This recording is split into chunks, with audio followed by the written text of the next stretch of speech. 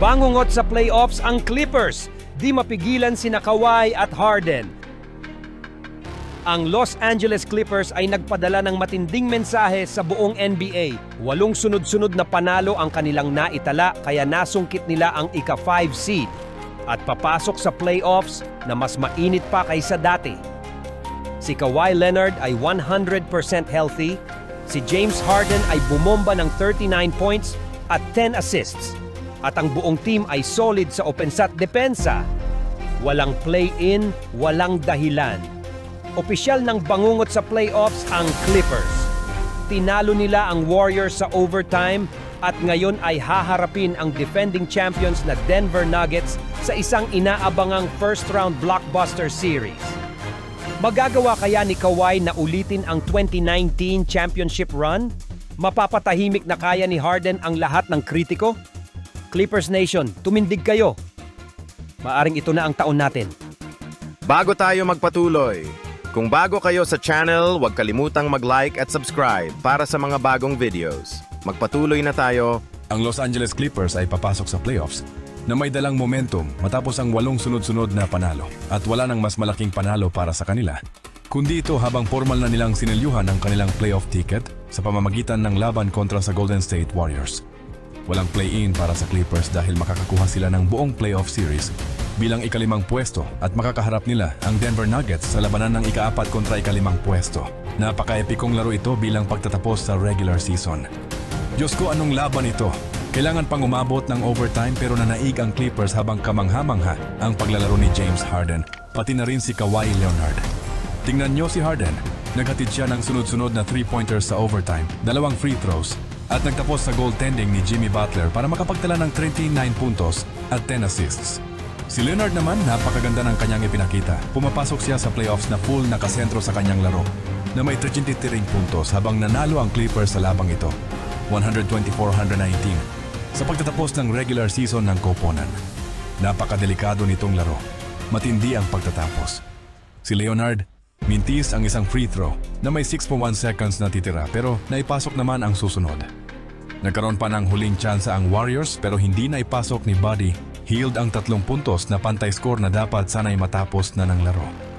Malaki rin ang naging papel ni Stephen Curry sa larong ito na gumawa ng 36 puntos at isang 3-pointer na may 2.06 na lalabing oras sa overtime. Pero nagkaroon siya ng pagka-turnover sa susunod na oras na may hawak ng bola dahil sa depensang ibinibigay ng 2 kalaban. Si Butler ay may 30 puntos. Pero natalo ang Warriors at ngayon sila ang ika-7 buto, kaya't maglalaro sila ng play-in game laban sa Grizzlies. Habang ang Clippers ay magkakaroon ng buong linggo para makapagpahinga at magkakaroon ng sabik na bakbakan laban sa Nuggets sa 7-game set na ibig sabihin ay malaking laro para sa kanila. Absolute cinema itong serya na to. Ilagay nyo na yung like sa video at pindutin ang subscribe button para sa mas marami pa. Opisyal kong sinasabi ngayon, pumapanig ako sa Clippers sa postseason na ito. Fan ako ng Raptors pero kung matagal na kayong sumusubaybay sa channel na ito, talaga akong namumuhay sa team ng Clippers. Ipinakita ko ang suporta ko sa mga Clippers sa bawat season at umaasa akong magtagumpay ang team na ito. Go win another ring, Harden go win first. Itong team na ito napakagaling sa depensa. Kamangha-mangha sa parehong opensa at depensa. Fully healthy si Kawhi Leonard at si James Harden, tuloy na ang malulupit na laro. Sapat na ang mga sumusuporta sa kanila. Bakit hindi pwedeng maging sila ang team na ito? Seryoso mga kaibigan, bakit hindi ang Clippers na team na ito? Kalimutan ang mga naysayers, kalimutan ang mga kritiko. Ang parehong kritiko na isinulat na tapos na ang team na ito. Ilang mga tao sa media o maging mga fans ang nag-iisip na magiging isa sa pinakamasamang team ang Clippers ngayong season para mabigyan ng OKC ng top na pick. Pero sa halip, itong Clippers team nanalo ng 50. Laro isang kahanga-hangang season para sa kanila pumapasok sila sa playoffs bilang pinakamainit na koponan sa Basketball H3 panalo. At ngayon haharapin nila ang Nuggets, team na may patas silang bahagi ng problema. Tama hindi sila magaling sa depensa. Umasa lang sila kay Jokic, kakaputok lang ng coach at GM nila. At ngayon haharap sila kay Harden, Kawhi, Zubac na naging kahanga-hanga. Alam mo, saludo sa kanya, nagkaroon siya ng napakagandang season buong taon. Grabe ang performance sa Zoo. May 22 points at 17 rebounds siya sa panalo na to. At talagang magiging sobrang hirap ito para sa Denver Nuggets. May kakaibang pakiramdam tungkol sa Clippers ngayon. Alam kong sasabihin ng tao na, oh, ito na naman ang Clippers, magkakachoke na naman sila. Magkakandaligwak na naman sila sa postseason.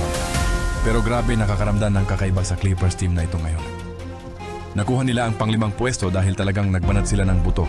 Kinailangang manalo sila sa lahat ng laro para masiguro na makakuha sila ng full 7-game series. At nagawa nila yon sa bawat laro. Paano mo naman hindi hahangaan ang laban ng team na to? Hindi mo pwedeng hindi hangaan ang effort nila.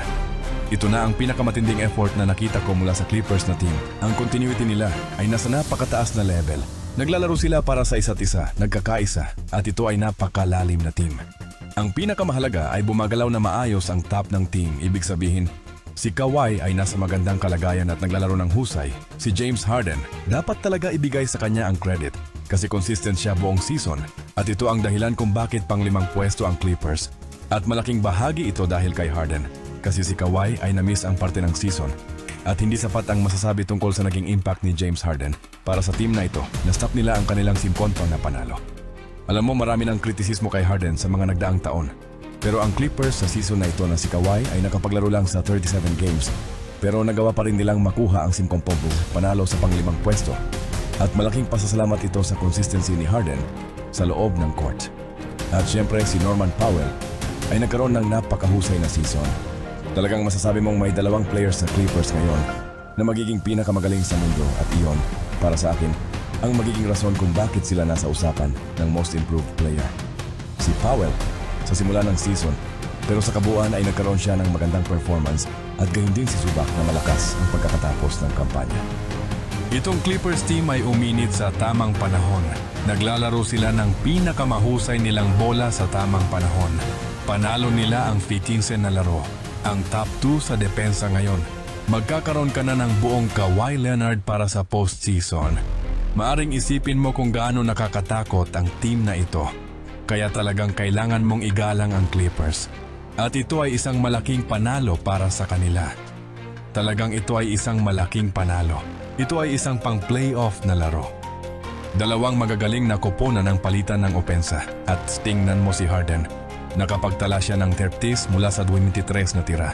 Si Leonard naman ay 30s mula sa 90s kasama ang 3 steals. Sila ay nagtulungan para makapagtala ng naking mula sa 16 mula sa malayo. Sa overtime, umiskor si Harden ng 2 puntos.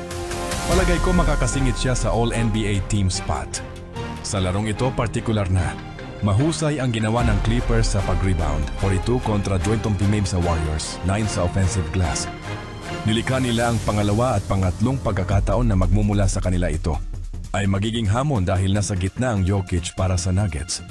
Ngunit sa tingin ko sa 2 koponan na ito, sakaling maglaro si Jokic sa kanyang pinakamahusay, kailangan mong igalang ang Nuggets. Magsisilbi itong mahusay na laban. Hindi ko sinasabing magiging madali ang serye, ngunit kumpleto ang Clippers mula sa unahan hanggang hulihan. May balanse para sa mahabang post-season run at mahusay ang kanilang depensa. Kaya nila umiskor at sa kanilang star power, sa palagay ko. Mas marami ang gagawin nila para tapatan si Jokic. Jamal Murray di naging consistent kaya mas tiwala ako sa version na ito ni na James Harden at Kawhi Leonard na nasa malusog na kondisyon. Walang ibang manlalaro na pipiliin ko sa post-season kundi si Kawhi. Siguro si Jokic na lang ang kalaban pero para sa akin, mas maraming panganib ang Clippers. Sila ang balancing team sa loob ng 82 games at tingin ko, mas magiging mabigat ito para sa Denver Nuggets. Si Jokic ay may magagawa lang kaya tingin ko, kulangin ang Nuggets. Tingin ko mananalo ang Clippers sa serye. 6 na laro lamang. Ang Clippers ay bangungot sa mga makakalaban sa playoffs ngayong torneo. Kung tumingin nga tayo kahit lampas sa Nuggets, OKC, maganda ang laban nila dyan. Tingin ko ang Clippers ang pipigil sa OKC. Ang koponan ng Clippers at mula doon, sino ang nakakaalam? Kung ang koponang ito ay makaratig ng sunod-sunod na panalo, wala akong pagtataka na mapausapan ang Clippers sa NBA Finals at hindi ko patiyak na naghayag ng aking pagpili. Ngunit marahil ay gagawin ko ng post-season bracket video dito sa channel na ito. Ngunit malayo na ang tendensya ko sa Clippers sa Final NBA. Gustong-gusto ko ang koponang ito. Sa tingin ko ay may pagkakaiba ngayong taon na kung magiging maayos ang kanilang kalusugan, sana'y walang aberya. Hindi ko kampante na harapin ang grupong ito ng Clippers sa isang 7 laro at alam mo naman si Kawhi, kilala na natin ang kanyang kasaysayan. Parang nadarama ko ang 2019 Raptors vibes sa grupong Clippers na ito. Kaya't kung si Kawhi ay mapakita bilang playoff Kawhi, si Harden ay parang si Kyle Lowry. Si Powell ay nasa team noong 2019 at patuloy ang ganda ng laro niya. Si Zubac ay parang si Marc Gasol, marami talagang pagkakatulad dito. Sa depensa, napakatatag ng kuponang ito, talaga naman napakatatag. Sa tingin ko ang Clippers ay may interesanteng playoff run. At gaya ng sinabi ko sa simula, kasama ninyo ako, Clippers Nation, para sa postseason na ito. Kunin na natin ang singsing at titingnan kung gaano ka-deadly ang team na ito.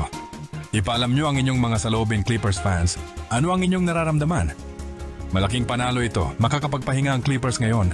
Mahahalaga ito para kay Kawhi. Mahirap kalabanin ang team na ito. Masayang manood ng first round playoff series, Clippers Nuggets.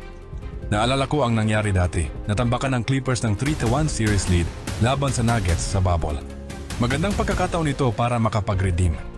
Ipaalam nyo ang inyong opinion, i-like ang video, at i-subscribe para sa marami pang iba. Salamat sa panonood. Kung nagustuhan nyo ang video, huwag kalimutang mag-like at subscribe para sa mga bagong videos. God bless sa lahat.